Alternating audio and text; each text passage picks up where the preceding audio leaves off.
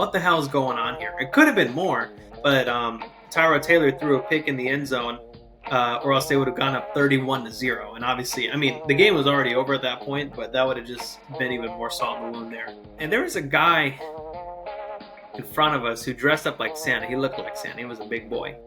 Damn it, on the wide receiver end, we're going to need all hands on deck. Except Marquez. He can freaking sit. I'm tired of Marquez, man. I'm tired of him.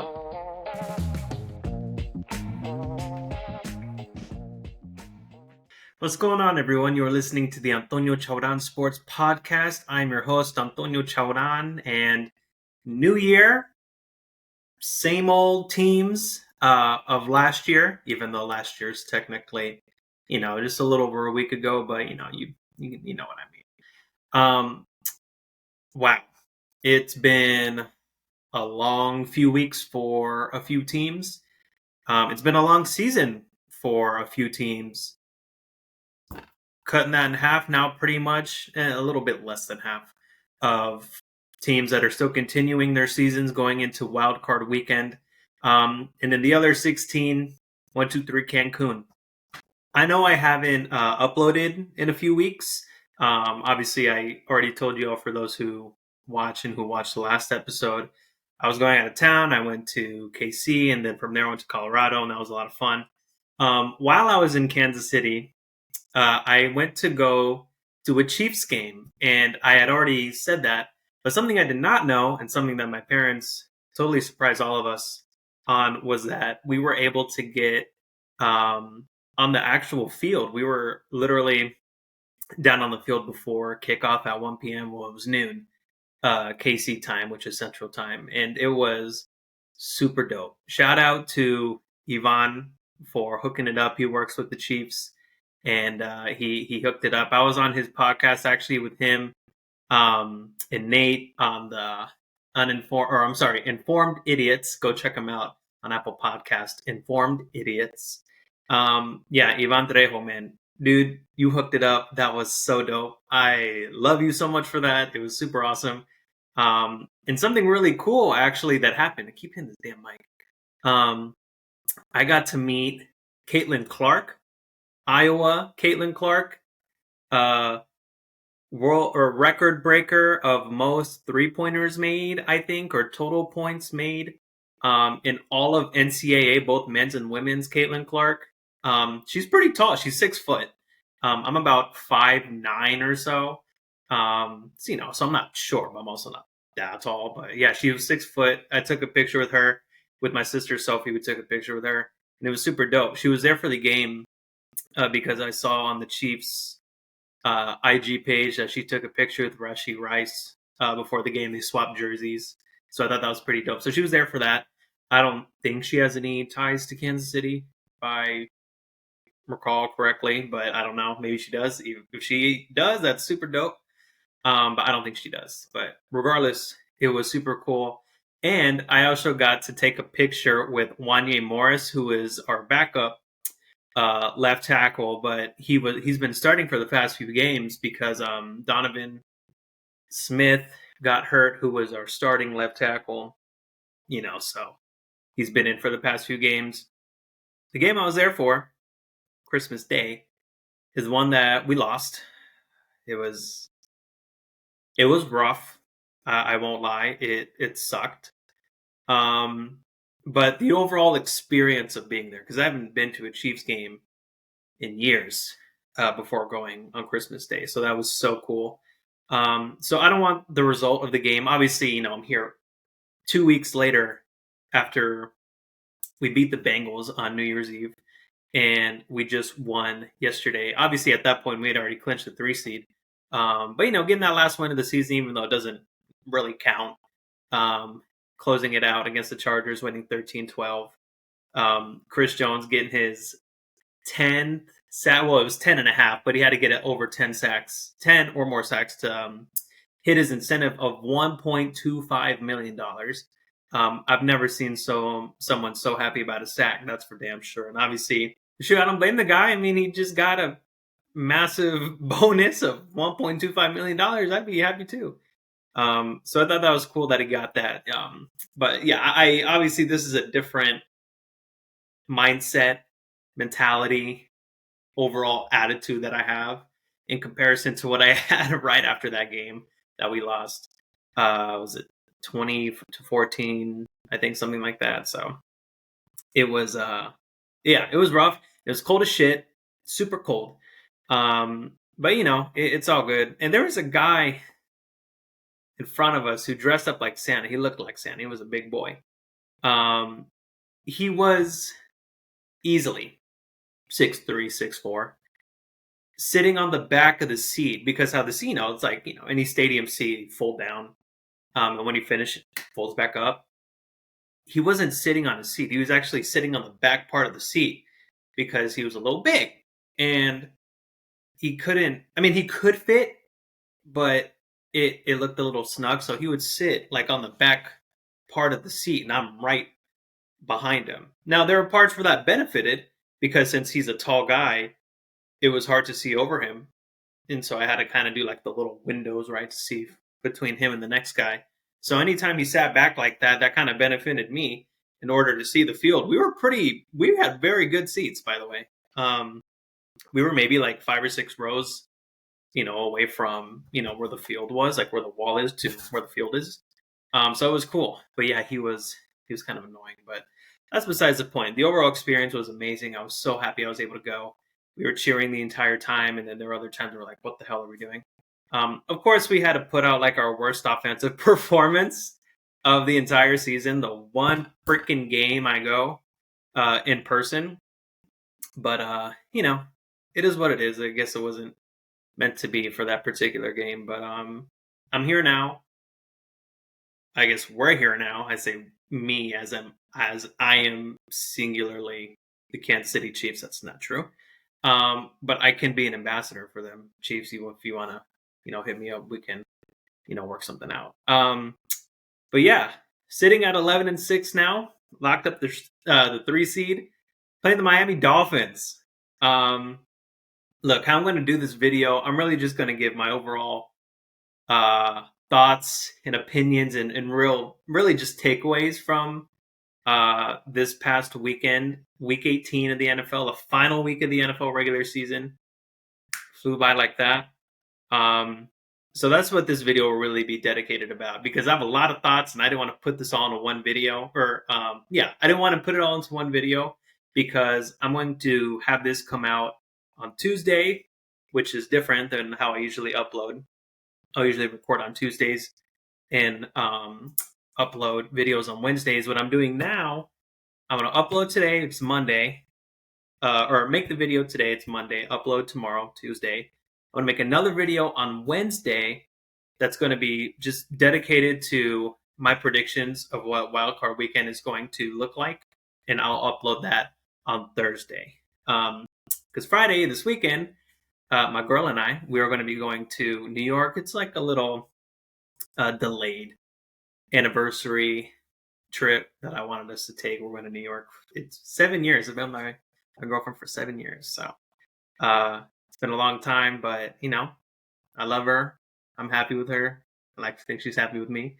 And yeah, so this is kind of like a little gift for her. Just get away. She loves a lot of the little stores and shops in New York too. So perfect. It's going to be a lot of fun.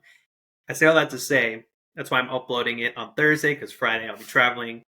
I'll be in New York for the game. I'm hoping, because it's on Peacock. We're playing on Peacock exclusively, which it's whatever. So I'm gonna see if I can get a Peacock account, because we play at 8 p.m. Eastern time. So I don't know if we'll be out at that time. Maybe we'll be at like a restaurant or a bar or something. I don't know, but yeah, I'll figure that out. No, this is a trip for me and her, though. Game isn't important. Kind of is. Anyway, I'll figure it out. Anyways, so I give you all that context, so you know why I'm uploading the way I am this week, but also just because there's so much to talk about. So much. And I've been off for a few weeks just because of vacation, so let's get into it. So let's just go over, right, who made the playoffs, because there was a lot of certain teams that needed to win in order for other teams to maybe try and squeak in. Certain teams needed to lose in order for other to go up, and so it was a mess, right? So let's start off with the AFC. We got Baltimore, Buffalo, but look, I'll get into that game with Miami and Buffalo, but let me damn, I keep hitting this mic. Let me give the Bills their flowers, because I sat here on my show and was criticizing them heavily. And at that point, I think they were 6-6 or 5-6 or 6-5. I can't remember. They had 5 games left in their schedule. And I was like, you need to win at least 3 of these games to have a chance. If you don't win at least 3 games, you're not going to make it. Lo and behold, they won 4 of their last 5, ending at 10-6, or 11-6. I lied. I just had they won all 5. Sorry about that. My bad. Bills, don't hurt me. Yeah, I just had to fact check myself. As I was talking, I was like, wait, I think they won all 5. You did win all 5. You won out, which obviously was the best case scenario. Great for you. Miami. Wow. And look, let me stop, because I'm going to start going on like a little rant or whatever. Let me contain my thoughts. All right. So, anyways, but Bills, I want to get you guys your flowers, because that last push in the last third of the season, that was a hell of a push. Great play. Beat a lot of good teams, including the Chiefs, Cowboys, Dolphins. Great. Good job. So yeah, you guys are at the 2 seed now. You guys win the division for 3 straight years, I believe, the AFC East. Good job. Yeah, so anyways, Baltimore, Buffalo, Kansas City, Houston. So those are the division leaders right there, the top 4. The top 4. The wild card, 5, 6, and 7. You got Cleveland, Miami, Pittsburgh. Wow. That's, if I'm being honest, I think every team that made the playoffs belongs there. I do. Houston, with what they've been able to do with CJ Stroud, DeMeco Ryans, both rookie head coach and a rookie quarterback. I mean, wow. What a way to end the season strong going into the playoffs. Now, obviously, kind of what I alluded to earlier, certain teams needed to lose in order to make the playoffs. The Jacksonville Jaguars, who basically just fumbled the bag. They really did. Against a Titans team that, again, I have been preaching on this show, just blow it up. Obviously, the first domino to kind of fall from that is Derrick Henry. He's going to be a free agent, so, I mean, you're not going to get anything for him. But I say that in terms of that being like a domino piece to fall, because, he's part of that Titans team that tried to make runs. It just never materialized.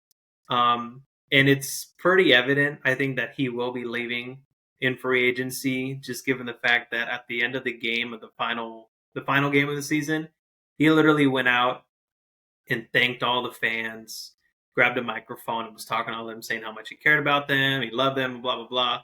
And then he did something similar, I think, the day after, or it was in his post-game press conference, where he thanked all of the staff, all the team personnel, and things like that. So it sounded like a farewell to me.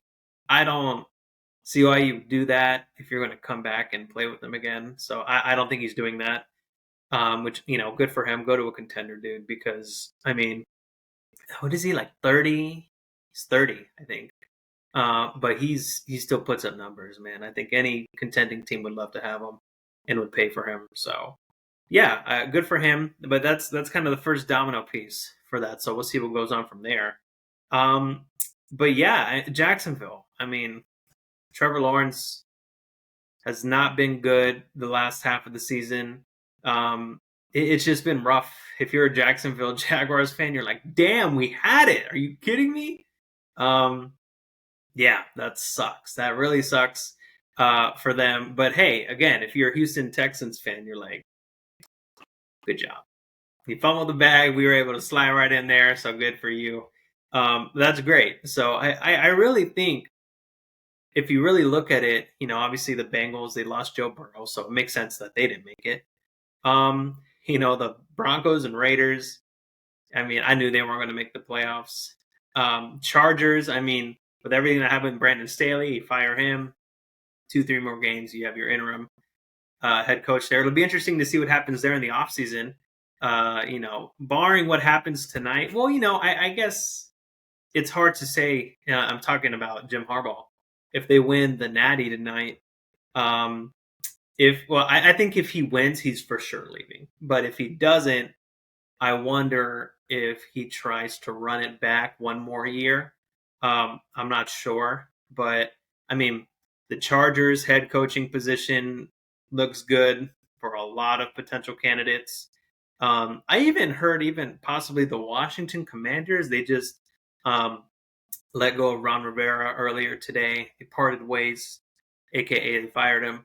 And same thing with Artie Smith with the Atlanta Falcons, and there's going to be some more. Obviously, the Raider job is technically open, but I think Antonio Pierce is their guy. If they don't, sign him as a full-time head coach, I think they mess up there. They had that opportunity with Rich Bisaccia, and I think they fumbled the bag there. I think a lot of people did, because you saw that guys rallied around him, and then they go right around that next offseason and hire McDaniels. Like that was just a terrible hire. And then you obviously see his ass got fired. Antonio Pierce takes over, and you see what happens with that. So it'll be interesting to see what happens with them there. But Raiders do Raider things, and it wouldn't surprise me if they didn't bring back Antonio Pierce to be their head coach, and they find some other guy that'll maybe stick around for a season, if that. So we'll see what happens there. But anyways, it'll be interesting to see with these head coaching vacancies who fills them. But I think given that Charger situation, it made sense that they didn't make the playoffs. The Colts, that was tough. Losing obviously 23-19, and it's an interesting play call with Shane Steichen to basically put in, I think it was his third string running back on that 4th and 3, I think. I'll just say this though, I don't want to obviously deviate from the conversation too much. I really felt bad for that kid because everyone was giving him so much shit for dropping that pass. That was a horrible pass. I feel like people aren't talking about that enough. That was a horrible pass by Gardner Minshew.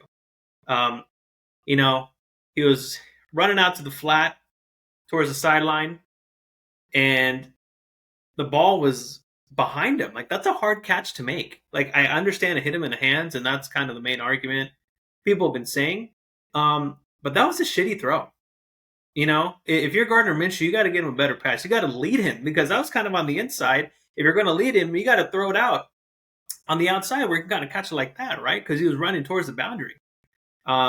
So I feel bad because he even said in his post-game press conference that he felt horrible. He felt like he let the team down and things like that. But no, man, that wasn't real. That wasn't totally on you. That's a hard catch to make. It was a bad throw. So I think Gardner, I haven't seen what he said on it, so maybe he's acknowledged that was a bad pass. But yeah, that was a really bad pass. So I think you need to cut him some slack there. Obviously a tough way to lose, though, because I think with how things kind of fell, I think the Colts would have made it in, right? Because I think it was a win and in scenario, if I recall correctly. The Texans win, they're in. And if the Colts win, they're in. I think at that point with the whole Jaguars game, it was a matter of if they would win the division at that point. Because I can't remember if they clinched a playoff spot off winning alone. I think that they did. And I think the Jaguars loss was kind of the icing on the cake. Like, oh, now you win the division. So I think that's what it was. But obviously with the Jaguars losing too, that gave the opportunity for the Bills to play a little bit more comfortably, because I think if the Jaguars won and then Miami won, because since Pittsburgh won as well, the Bills wouldn't have even made the playoffs.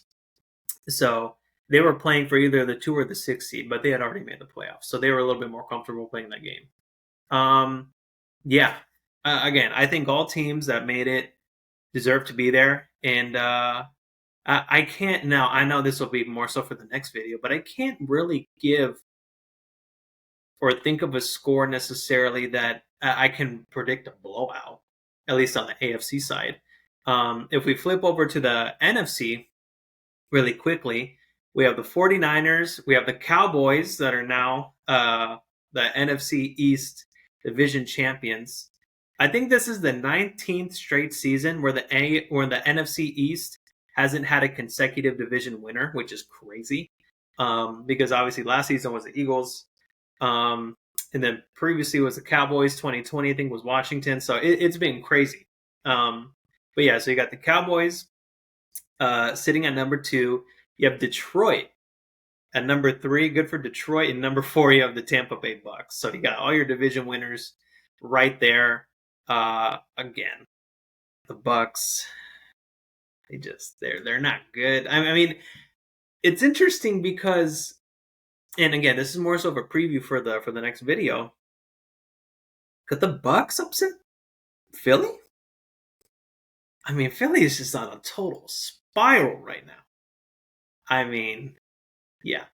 Anyways, we'll get into that, but yeah. So, anyways, those are your division leaders right there in the NFC, and then for 5, 6, and 7, you have Philly, LA, and then rounding it up, you have the Green Bay Packers. Again, there really isn't a team I think that's in there that I think that I don't think should be there, which is good. Again, it's always a toss up with the NFC South just because they barely do enough to win. Like, who is it? The Saints. I think personally, I think the Saints have a better team than the Bucks. So if that can be really the only argument that I can make for a team that I believe should be in there, it can be the Saints. Interesting enough too, with that whole last play of the game where they were in victory formation and they fake it and they get a touchdown for Jamal Williams. That whole thing was. I've seen a lot of mixed reviews on that. Just really quickly, again, I sound like a broken record. I know I'm kind of sharing away from what I'm really talking about here, but I know Shannon Sharp has had a lot of opinions about it. He ripped into Jameis Winston about essentially defying the coach. Like, he was like, victory formation, just kneel it. And he basically was like, no, we're going to punch this in for Jamal. That's a hell of a teammate, right? Because Jamal, he hadn't had a touchdown or a rushing touchdown all season. And at the last play of the season, he wanted to give that to him. So, that's cool, right? I understand the sportsmanship part of it, where like, look, you guys were already up. You had like 40 something points, and you kind of rubbing salt in the wound there. But I also understand the side of, hey man, if you don't like it, then stop us.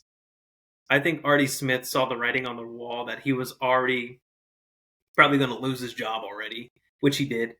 So I feel like kind of that emotion coupled with them rubbing it in your face, essentially, that, oh, we're going to score one more time. So I can understand that side too. Like, hey man, like, the game was over. It didn't mean anything. It's not like it was a close game. Like, they blew them out. So at that point, I think the argument that they didn't like it was all about sportsmanship, and I 100% understand that. But I also get the flip side. Like, hey, Jameis wanted to get his guy a touchdown. It's not like he was the one that got the touchdown. He wanted his guy to get a touchdown, his teammate, his friend. So I get that. I get that part too. But yeah, that whole story was just interesting. But yeah, so that's where kind of things have set out for the NFC as well. I'll really just get into a few games here that I felt like were really important with how things kind of set out, and some really telling games about certain teams. And obviously the first game I want to get into here is the most recent one I watched. I want to talk about that game with the Bills and the Dolphins. It was not a great game for either team. Obviously, the Bills get the victory, 21-14, but Josh Allen had 3 turnovers, 2 egregious picks. That just made no sense to me. I was watching it live, and I'm just like, what the hell is he doing? 2 picks in the end zone, and he gets a strip sack fumble. Um, I mean, and on the broadcast, you're hearing Collinsworth talking about, that's just the Josh Allen experience for you. You take the good with the bad. He can do some great, amazing, out of this world things that seemingly only he can do. But then on the flip side, you get the bad. You get the red zone turnovers. You get, the momentum stoppers. They were down like on Miami's side of the field, and he's throwing these picks and turning them over. And they're lucky to get away with the win. That's the Josh Allen experience for you, though, apparently, according to Chris Collinsworth. And it's true. I mean, this is a guy that oh my God, I literally sound like him. Now, this is a guy that's literally how he talks. But Josh Allen is someone who is constantly turning the ball over. He's very turnover prone. And you see a lot of the comparisons that people make with him to Brett Favre. And it's eerily similar. Very, very similar.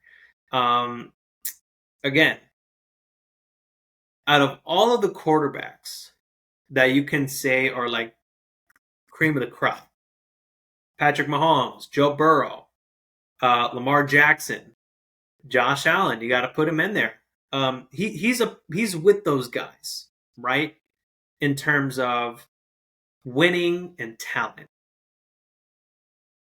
Josh Allen and Patrick Mahomes have been compared and keep hitting that thing. People keep trying to compare him to like Manning and Brady. You've seen that conversation shift over the past few years with the recent success of the Cincinnati Bengals with Joe Burrow. So it shifted to it being Mahomes Burrow instead of Mahomes Allen. And Josh has just kind of been there on the outside, like, hey, what about me, right? From a pure talent perspective, I think him and Mahomes are standalone. And you can throw in even Justin Herbert there too. Even though and I'll say this about Justin Herbert really quickly. It sucks how injury prone he's been in his young career so far. He can sling the ball. He knows how to, he can play. And I think with the right guys around him, the right coaches and things of that nature, he's a franchise quarterback, and he can, possibly bring a Super Bowl to the Chargers, but it just sucks to see how his career's materialized up to this point. Anyways, so, talking about, the main quarterbacks, you talk about quarterbacks and a guy that you want to lead your franchise. Those are the 4 or 5 players that you think of, and Josh Allen is without question in that conversation. But again, there were so many opportunities in this game for Miami to come back and win this game, and they simply just couldn't take it. I mean, Tua did not have a great game either. They were able to get that run game going, but anytime they went through the air, those deep balls just weren't there. And I find it interesting too, because they were talking about it. It was either on the I can't remember if it was on the broadcast or if I heard it in like some other other breakdowns of the game. I think it was it was with Shannon Sharp and Chad Ochocinco. Nightcap. That's what it's called. It's called Nightcap. And he was essentially talking about, I think it was Shannon was talking about how when Tua throws the ball, he has to throw with such anticipation because his arm talent alone, like he can't get it there as quickly as a Mahomes, as an Allen. So he has to throw it more with anticipation instead of being able to throw it more in real time when the guys actually get into the spot. And that got him in trouble because he saw on this one play, he was trying to go to Tyreek. Tyreek didn't even break out of his route yet, and he was already throwing the ball, and the corner perfectly read it, or one of the Bills defenders, and was able to pick him off. And so I think with that, but that just shows too, I know we're kind of giving Tua some crap here, but the pure intelligence that Tua has to be able to craft and work in this system like he does, like as complex a system as Mike McDaniels has, is incredible. So we can't overlook that. But again, it always, at the end of the day, it does come down to talent. It really does. And you can see the restrictions there in terms of having to throw with such anticipation because the arm talent isn't necessarily there in comparison to other quarterbacks. And I think that's interesting, especially given the fact that Tua's up for a contract, and it's going to be interesting to see if Miami wants to give him that contract. Now, look, I know we're just going off of this most recent game with Buffalo. We still have all the playoffs to go. So if they have kind of a one and done season going into Arrowhead and losing, which I think will happen, but spoiler,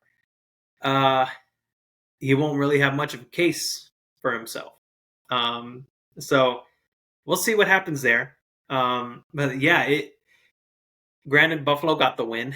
I understand that, but when it comes to these teams in the playoffs, who is Buffalo going to be playing? They're going to be playing Pittsburgh. They can beat Pittsburgh. I think they will beat Pittsburgh. And let's just say, for sake of conversation, Chiefs beat Miami. Buffalo beats Pittsburgh. I think, depending on like who else wins, I think more likely than not, we would play Buffalo in the divisional round. Now we would play in Buffalo instead of playing in Kansas City. I like our chances against Buffalo, 100%. I think we're going to beat Miami. I think we were better than Miami, and we beat them earlier this season. Same score, 21-14. Yeah, I don't think that those type of plays where you're giving the ball away are going to slide in the playoffs. I really don't. And so for Miami to kind of let that slide is telling for Miami as well, because their defense is slowly depleting. They lost a good amount of guys on that end of the ball. And so that's unfortunate, but that's football. At the end of the day, you're going to have guys there, and some guys are going to get knocked out when you need them most. And then unfortunately, that's the cruelty of the NFL for football. But it is what it is, and every team has to deal with it however they can. The next game I want to talk about, and arguably the team with the least amount of momentum going into the playoffs, is Philadelphia. They got their ass whooped by the Giants. They had everyone playing. They weren't resting guys like other teams were. They were fighting for the division crown. And so, obviously getting the 2 seed instead of the 5 seed, a lot of people will say is night and day, because you don't get to play that initial game on your home field, and you're playing when you're the lower seed, you'll be playing a superior opponent. It was just a really, really bad outing for Philadelphia. And on top of that, AJ Brown got hurt, so you're dealing with injury there too. It's just been rough, man. Like, they've lost 5 of their last 6 games. It's been really, really bad for them. And especially that horrible loss against the Cardinals, that was just awful. I mean, you're losing to teams that you should not be losing to. Defensively, they're not there. They're like bottom in almost all categories defensively. And offensively, man, they just couldn't get anything going. I think the final score was 27-10, but at one point it was 24-0. And you're like, what the hell is going on here? It could have been more, but Tyrod Taylor threw a pick in the end zone, or else they would have gone up 31-0. And obviously, I mean, the game was already over at that point, but that would have just been even more salt in the wound there. It's just really bad in Philly right now. Not everything is sunny in Philadelphia at this moment in time. And you're going into Tampa Bay against the Bucs team, Baker Mayfield leading the helm, and they're feeling good about themselves. I mean, if I was a Bucs fan, I wouldn't be intimidated by Philadelphia right now. Not a single bit. He's starting off 10-1, ending the season 11-6. Like, that's horrible, man. That's just not good. You had the division there locked up for the most part. Early on, you had the overall 1 seed, and people are like, "Oh my gosh!" Typically, it's thought of, throughout history, that the loser of the Super Bowl that following season, they just kind of fall off a cliff. And early on, everyone was like, wow, Philly's beating the status quo. All right. And then you're seeing over these last 6-7 weeks, just, yeah, beating the status quo at that point. Yeah, AJ Brown, I know there's been a lot of issues going on with him in terms of wanting the ball more, and the chemistry doesn't 100% seem to be there. And again, defensively, it's like they need a win in a shootout in order to win these games, and they haven't been able to prove that up to this point. It's horrible, and with Matt Patricia being the play caller, I mean, it's been bad, and you've seen his track record. I mean, he was horrible with Detroit, went back to New England, and now he's with Philadelphia. I mean, this guy, he just can't get it done. He can't. And so, obviously, you lose two coordinators, though, your offensive and defensive coordinator. Going one to the Cardinals, the other one in Shane Steichen to the Colts. And I mean, that in and of itself, I think, is very telling because it's important to build chemistry when you're players. But there's something to be said about having chemistry when you're the coordinator as well, because you build that relationship, you build that bond and connection with your players on either side of the ball you're play calling for. And to lose both of those guys, I think, is a very big reason why Philly's is in the situation that they're in at this particular moment in time. You're depending too much on the players at this point, and I feel like the coaching isn't enough. Like the coaches aren't doing enough to make this team successful, and the players aren't able to seem to do it on their own either, and that's why they've been on this skid over these past 6-7 weeks of the regular season. So they're going into the playoffs, yes, but they are stumbling into it. They are not rolling. They are not, on a high. They're not playing their best ball right now. Not at all. Just a few lasting takeaways. Those are really the two games I kind of want to get into a little bit more in detail, but these last few I just kind of want to glance over a little bit. The Rams and 49ers, obviously the Niners set all their guys.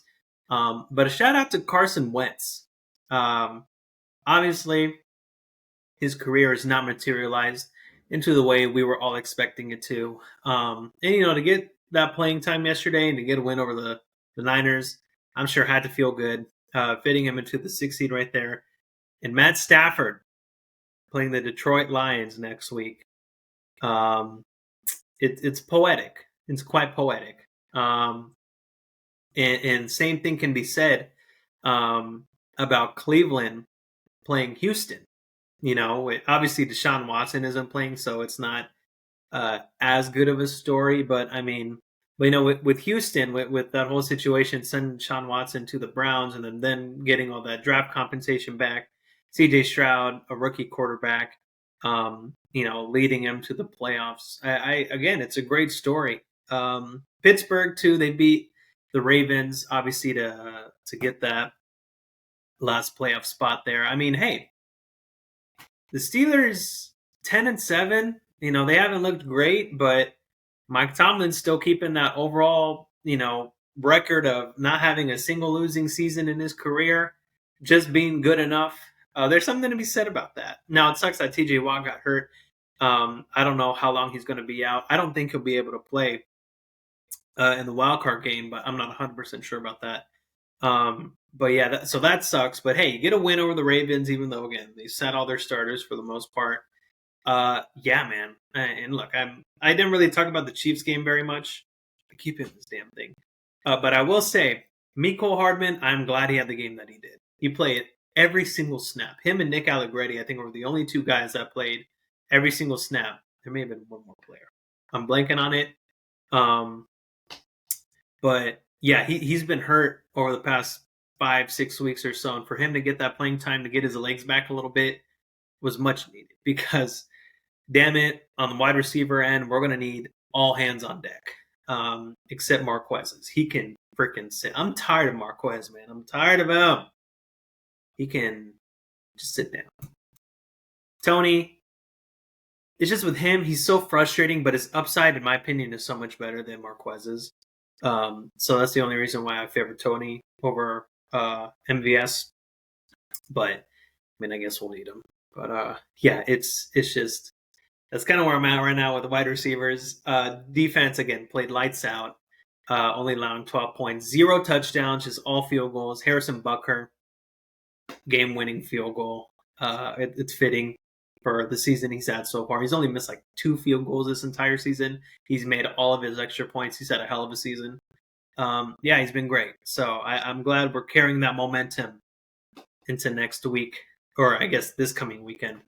Yeah, so there's a lot of good to take away. But I'll get into what I think about the Chiefs in general for the next video. I just kind of wanted to give my overall thoughts right now in terms of what I thought about what took place last night, yesterday, Saturday. It was a lot.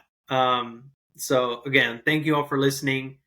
I'm going to have a video uploaded on Thursday of what I think is going to go on specifically with the Chiefs and the Dolphins in my overall predictions for Wild Card Weekend. So again, thank you all for listening, and I will see you all Thursday.